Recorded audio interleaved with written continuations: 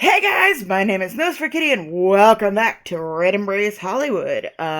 We just got back from sabotaging the Mavar Golgotha thing, meetup, whatever the fuck it was. All I cared about was Randall, obviously, so we are checking in with Queen Bitch and Marcus? I think Heath is here, I don't remember. So we're just gonna go ahead and dive right back in. I arrived at the hotel with an overwhelming sense of relief, making my way back to the meeting room from last night. The music is so good! Yep, I knew it. Heath was here. As it turned out, Charisse and Heath were already waiting for me. Welcome back, Callie. We already heard about the little mess you caused at the parking garage. Word travels fast. Heath's airy voice rang with pride, and he offered me an encouraging smile. Yes, you've done quite an impressive job. Your performance certainly surpassed my expectations. Unsurprisingly, Charisse didn't match Heath's smile, but she did offer me a sharp nod. You tricked me, you complete bitch!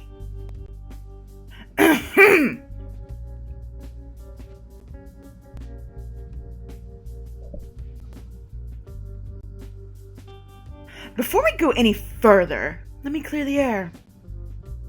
I predicted that Randall would see through the knife deception. However, you accomplished a twofold task, perhaps without realizing it.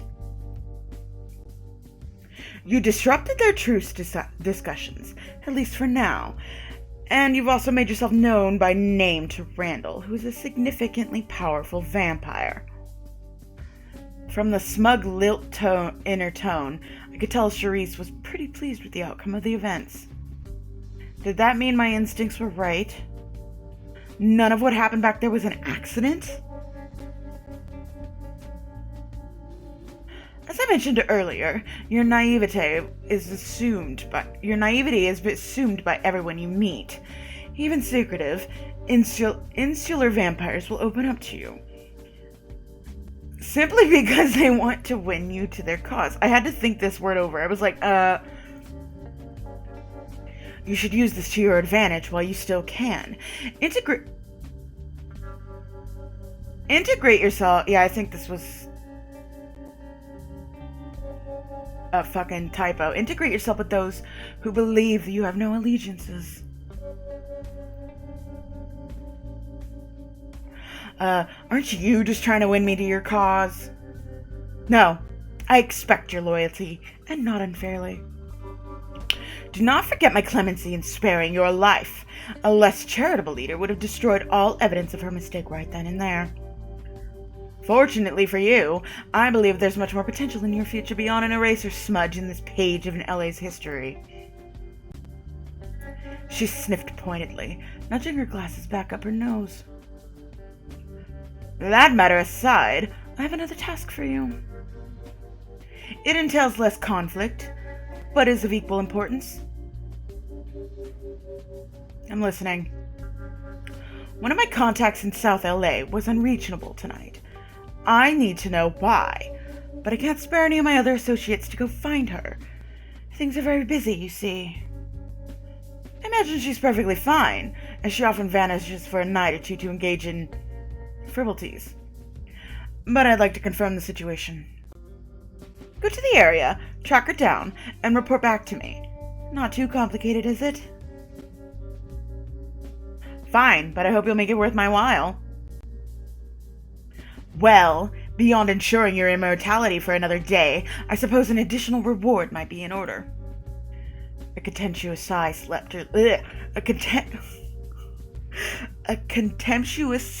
her lips, as if my question had inconvenienced her terribly. I want to go see Heath. Let me go see fucking Randall. I don't care about Heath. Very well. One final thing, Callie, before you go. What? I suggest you partner yourself with Or at least try to learn from an older vampire. Ooh. No, I don't want anything to do with you. No. Why would you do this? My agent here, Heath, is relatively new himself, but he may have some valuable insights on Hollywood to share with you. When Charisse mentioned his name, Heath perked up, his eyes sparkling curiously. Did I hear you compliment me just now, Charisse? I was merely stating the facts, she coolly replied to Heath without missing a beat. Oh, I see. Moving along. Marcus, too, possesses remarkable insight and knowledge, but as a Golgotha, he is also particularly eccentric, and his loyalties are unpredictable. Take everything he says with a grain of salt. And this may come as a surprise. If you decide to seek out Randall as a mentor, I won't stop you. I acknowledge the strength of his position, as well as his charisma and conviction. However, do not let yourself be swayed by his anarchistic beliefs. The current war is proof of what happens when vampires eschew leadership: chaos, paranoia, and bloodshed. Thanks for the advice. I'll choose carefully. So you should. This decision may be the most important one you'll ever make. Heath and I will be staying here to discuss affairs, but I'll expect your report in the morning. Expect your report in the next few days, Callie. She lifted an elegant hand, pointedly gesturing towards the door. Heath looked disappointed, flashing me an apologetic grimace when Charisse wasn't looking, but it seemed like he was stuck there for the moment.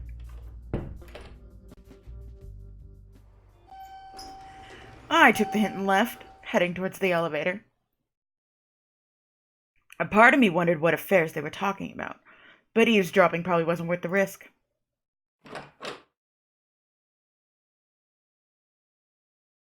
My room welcomed me back with all its glamorous, lifeless shine.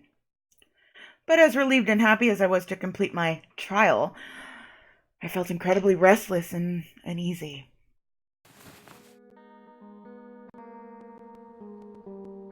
Please don't freak out thing. Lifting the curtains with one hand, I gazed out the window, absorbing the vibrant cityscape before me. Yesterday, it had all felt like a dream. Today, reality was finally setting in. I was a vampire, chained to eternity. Trapped behind glass, separated from the Hollywood life I had dreamed of. So close, and forever unreachable. Like the cityscape, that dream would always glitter in the distance, a reminder of what I'd lost. No matter how strong I was, it still felt like my whole world had just plunged upside down, and I couldn't find anywhere to put my feet. Maybe I really did need a mentor to help me through this. Rules, etiquette, and powers? I could figure those out by myself, given enough time. But that wasn't what I needed most.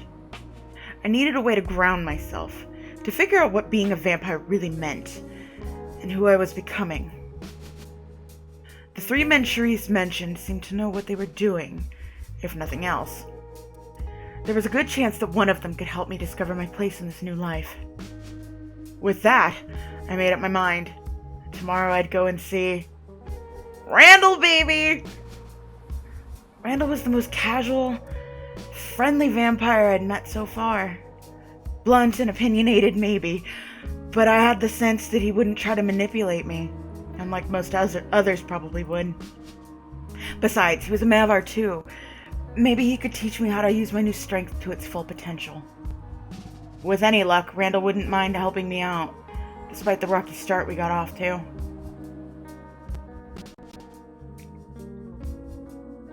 Then it was settled. Tomorrow I'd take a break from running Charisse's errands and go find Randall instead. That thought was only a small pillar in the whirlwind I'd been thrown into, but I clung to it as tightly as I could.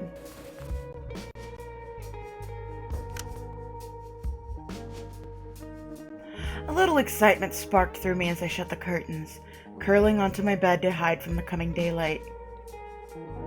If this was what fate had in store for me, then so be it.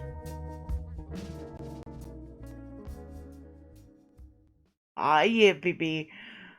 I would fight and struggle to stay afloat in this world that I'd been thrown into, and no matter what, I wouldn't give up. Even if it meant I would never see another sunrise again. Hell yeah! Yes! Santa Monica Pier! Hello! Oh wait, no, that's not Santa Monica. No, Santa Monica Pier has the thingy on it. Never mind. But this is still Los Angeles, so... maybe it isn't Santa Monica, it's just not the same pier. My feet sink in... oh no, this is Venice! I'm gonna cut all this out. My feet sank into the soft, welcoming sand. A gentle rhythm of crashing waves filled my ears, washing over the distant cries of seagulls. At night? It felt so different from the glittering bustle of Hollywood and downtown LA. Almost like a remote, isolated bubble of paradise. After taking a oh, it is Santa Monica! Fuck yeah, I got it right! I've played Vampire the Masquerade. I know where I am. I've actually been to LA too, so I should probably know some places. After taking a taxi from the hotel to Santa Monica, I'd been wandering around for a little while, looking for Randall's place. The only directions he had given me were at the beach, which wasn't exactly the most helpful. Luckily, I could smell, or rather sense, the presence of vampires nearby. But this time, I felt like I was tracking a blob instead of individual scents, as if they had all morphed together into one giant presence. Yep, there it is. There's the rest of the pier. Okay. I knew I was right! My feet soon took me to a rickety house by the waterfront.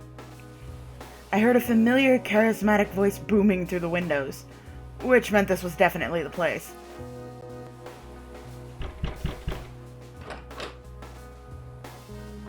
Come on now. Hi. Do you ever change your clothes? He looks scared. Callie!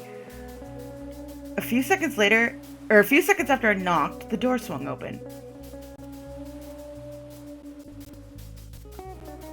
At first, Randall looked shocked to see me, but his mouth soon curled into a guarded smile. You know, I'll be honest, I wasn't expecting you to show up again.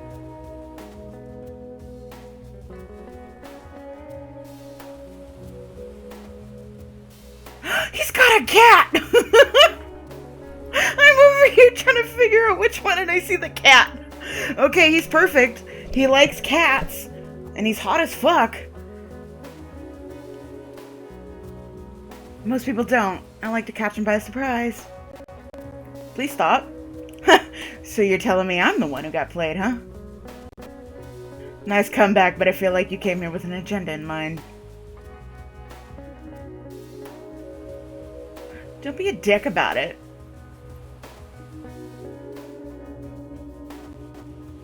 Well, yeah, but... ah, fuck it. Even if you came to spy on me, at least you're good entertainment. There's probably nothing Queen Bitch doesn't know about me already, so stop standing around and come inside. Oh my god, it's like the Lost Boys! Like, kind of, not exactly. It's just, you gotta live in my head to understand what I mean. Randall beckoned me impatiently into the house, so I followed him past the sandy threshold. The living room was far from empty. A number of vampires crowded around in conversation, some standing and others lounging on the couch and chairs.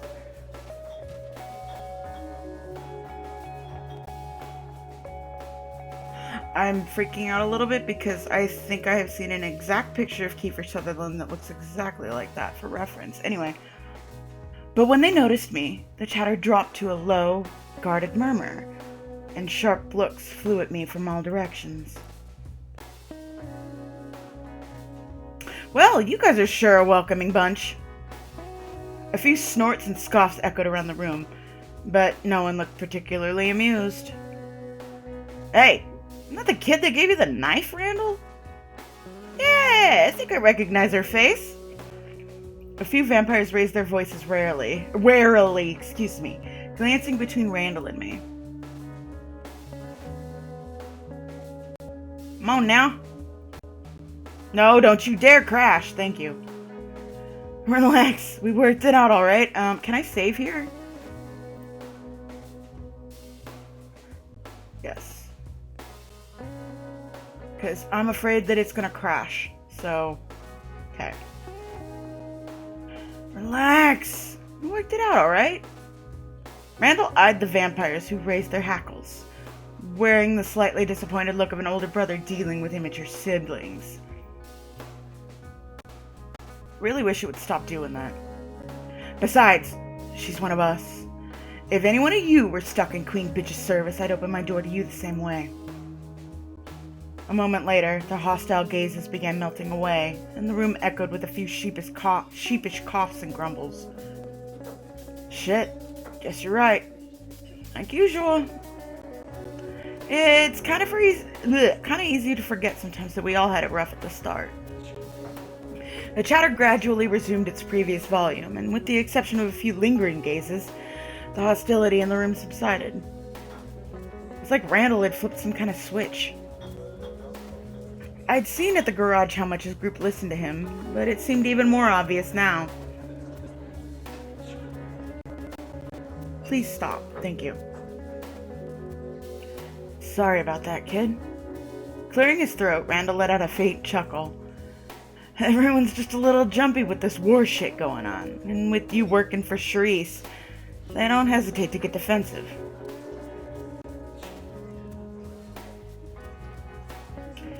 It's fine. Good. Don't take it too personally, okay?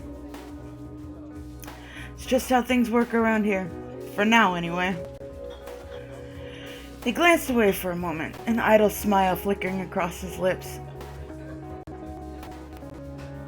Anyway, come on over to the couch. Let me introduce you to a few folks. Once they meet the big ol' evil Callie in the flesh, maybe they'll warm up to you. Bruh. There's a Foo Fighters poster! Oh, and I know this one! Fuck! With one hand gently steering my shoulder, Randall led me through a throng of vampires, and I felt numerous gazes on me as we passed by. We ended up in front of a small group sprawled on the sofa and chairs, their conversation quickly dying down as we approached. Hey everyone! Give Callie here your best welcome. A mumbled chorus of highs and heys rose up from the group, not exactly ringing with enthusiasm. But I noticed one girl hadn't said anything at all, and, judging from his raised eyebrow, Randall had noticed it too. What was that, Marla? Come on, cut the sulking act for half a minute and give her that winning smile you got.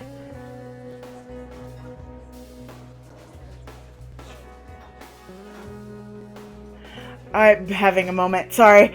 When he addressed the girl, a pretty vampire with a wealth of curly hair restrained by a headband, she let out a long, groaning sigh. Alright. Hi, newbie. I'm Marla. I fix cars and kick the asses of people who mess with our clan. You might want to keep that in mind. You sound awesome. We should be friends. Oh yeah? She blinked, looking entirely caught off guard by my warm reply. Well, I guess, yeah, if you come around more, I could show you some of our cool rides or something. Let's call it a day, huh? You move fast, huh? Might want to put the brakes on there, kid. Alright, now, over here we got Marla's boyfriend and our resident gunsmith, Ziggy. He pointed toward a young Asian guy leaning against Marla's side, his shaggy black hair obscuring one eye. Ziggy's probably not impressed. Ziggy smiled shyly at me, nodding his head a little.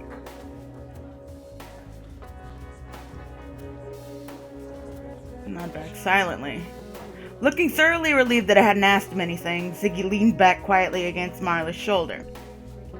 Zig never really says a whole lot, but he's a good kid. Good with guns, too.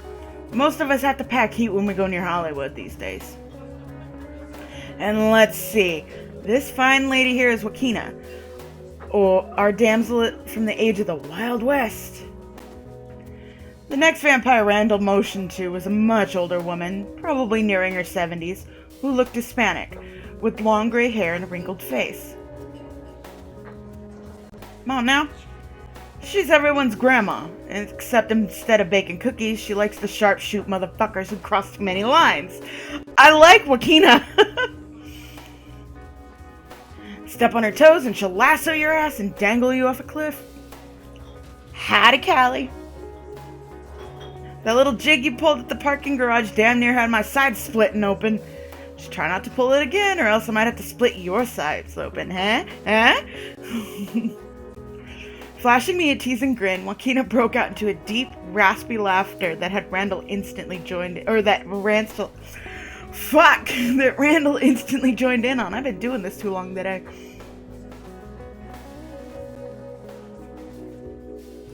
Sorry, no promises. Ho-ho! Some piss and vinegar in this, and I like her already. She nodded approvingly at Randall, who shook his head with a playful roll of his eyes. Alright. Last but not least, our new and lovable scaredy cat. Oh yeah, you guys already met, didn't you? Oh, is it the garage dude? As Randall gestured to the last man on the couch, I realized I'd seen him before. Yep, garage dude. The same thug. The same thug who was guarding the parking garage. When our eyes met, he grimaced and quickly looked away, pulling his hood further over his head. He was one of our newest vampires in LA before you came along, Callie. So he doesn't know his ass from a hole in the ground either. Go on, Jack. Don't be shy. I'm Jack. He cleared his throat, eyes darting nervously between Randall and me. You know, I didn't really think you were one of us back there. I was just playing along because I thought Randall would want to meet you. So, yeah, just wanted to clear that up. Let's just call it water under the bridge, okay? Yeah, whatever. Okay, I think that's everyone. Loudly clearing his throat, Randall eyed Jack for a moment, who sunk back into the sofa as Joaquina patted his shoulder. I really hope that that's Joaquina, because I'm thinking like Joaquin with an A. So, alright guys, me and Callie will let you go back to whatever gossip you were throwing around. Huh? You're not staying? Give me a few minutes, I gotta talk to Callie outside about something. His eyes darted over to meet mine, tinged with a sharp curiosity.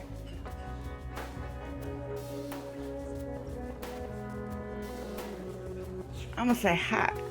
Well, you two take care out there. And if any hopheads on the beach give y'all any trouble, let me know and I'll pick them off from the window.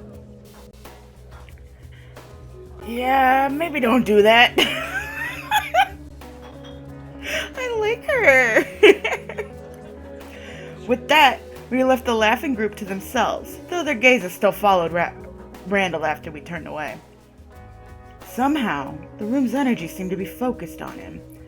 Like everyone was always aware of Randall's presence, even if they weren't actively watching his towering figure. Back outside!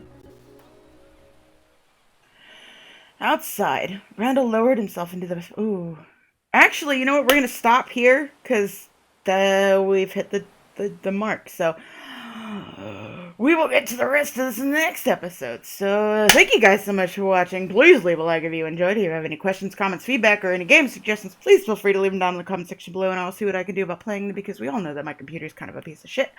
And please feel free to subscribe if you are not already, because I'd love to have you around, and I will see you all in the next episode. Bye-bye!